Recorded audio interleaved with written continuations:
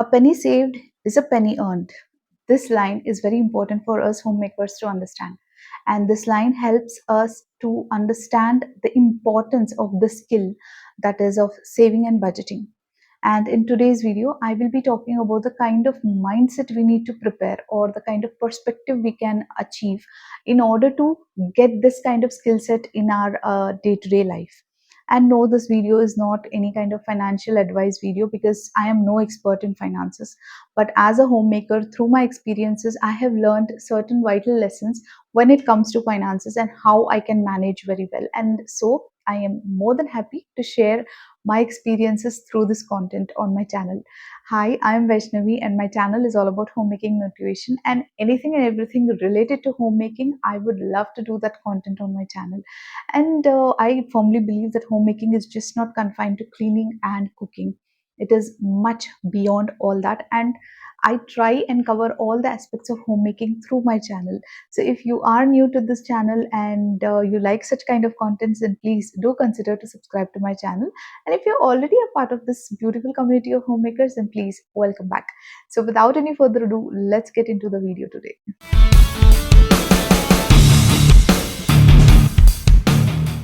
It is very important that I need to set the clear financial goals. And when I say my financial goals should be clear in my mind, it only means that I need to bifurcate it in terms of a short term goal and the long term goal. And when I say short term goal, it means the funds that I'm going to set aside for the essential items that I use on a day to day basis, on a monthly basis. And long term goals are basically those expenses that I would rather want to invest in buying some non-essential items, or maybe I'm saving for the vacation. So if I bifurcate my financial goals like this, then it is going to be very systematic mentally for me to understand where exactly the funds are going, where exactly am I able to manage my finances properly. And when I will have a clear idea about what my goals are, then I will be able to literally save that kind of money which I want for. As I said, if I have some long term goals, I can always invest in that.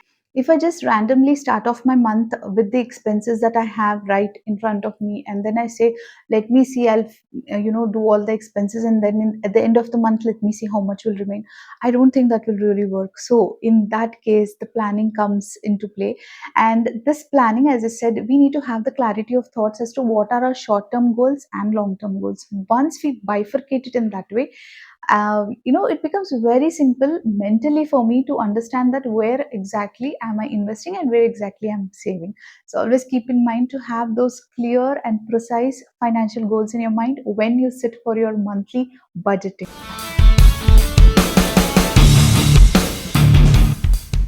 When I say needs, when it comes to the financial planning, it means the kind of amount that will be set aside for the essential items, be it grocery, be it the expenses that I would put on the transportation for that month. So I need to always prioritize my needs over the wants. And when I say wants is nothing but the kind of purchases that I do, which do not really include the essential items. It can be some non-essential items which can wait. So in that case, I need to also have a very clear idea as to what is essential for me and what is non-essential for me. Or in other words, what are my needs and what are my wants. And once I'm clear in my mindset that this is what are the things that will fit in the criteria of needs, and this is what will fit in the criteria of wants, at that time I need to plan in such a way that I always prioritize needs over the wants. When I do this, that means I am successful at saving a lot of money.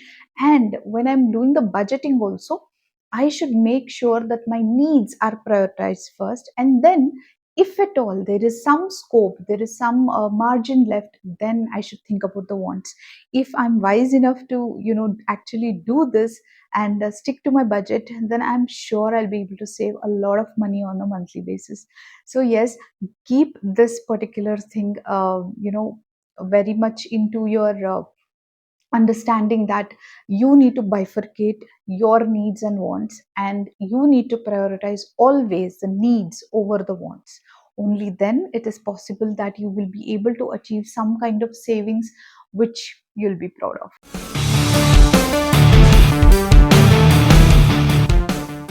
make it a habit that whenever you set out for purchasing anything outside, be it grocery or be it any essential items, you just don't go randomly to the mall or to the store, and then you will just see whatever items you want and then just pick it up and pay the bill.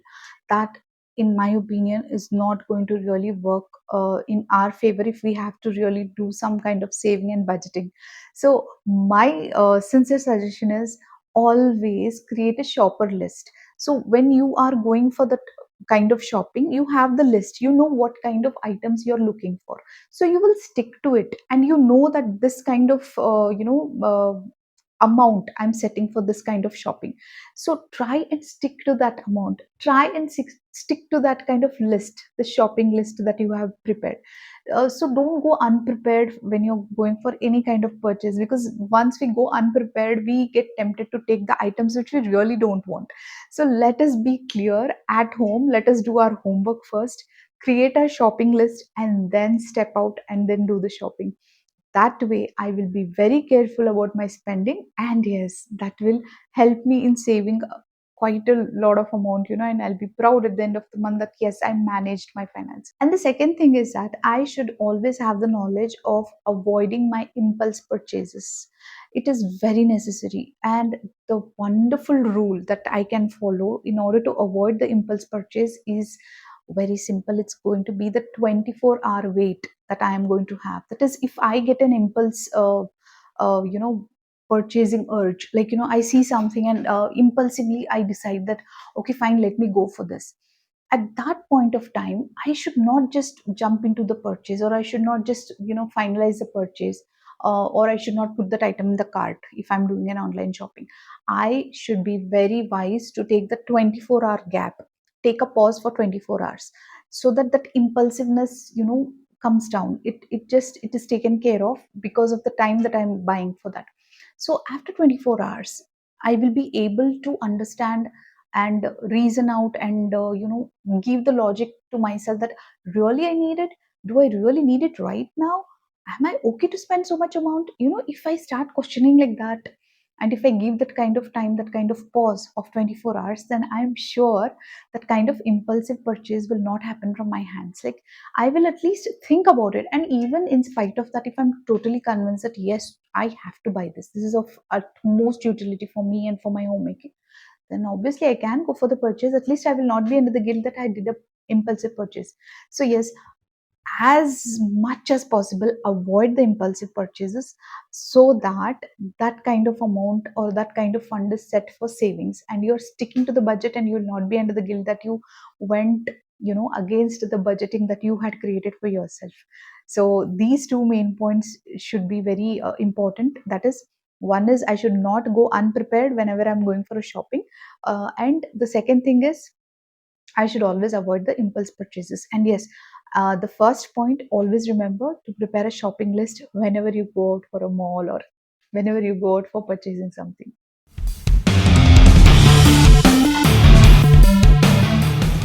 Saving and budgeting doesn't mean that I just prepare a monthly schedule, I just prepare a monthly kind of a planning, and I, very wisely, I distribute the amount in every thing, and then end of the day, I have some savings in my hand. No, that is not called financial planning for the month. When I do a monthly schedule, when I plan, when I set out a particular budgeting schedule, I must make sure that every month I assess it. That is, every month I see how well it is working for me. And I should also understand what is not working for me. So I need to go back, see my schedule, see my kind of planning that I did for the month. And I need to understand what worked for me and what could work better for me. So that way, if I keep assessing, I can also keep making the changes, the required changes in that kind of monthly budgeting plan or the schedule that I've created for myself.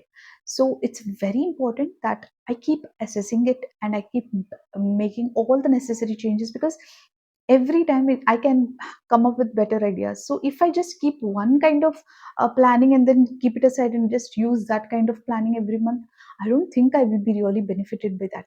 So yes, keep this in mind. This is also very vital, that whenever you plan anything on a monthly basis, a financial plan, that is, always at the end of the month assess it, see how well it worked for you, or see what did not work for you, and then make the necessary changes. This is also important.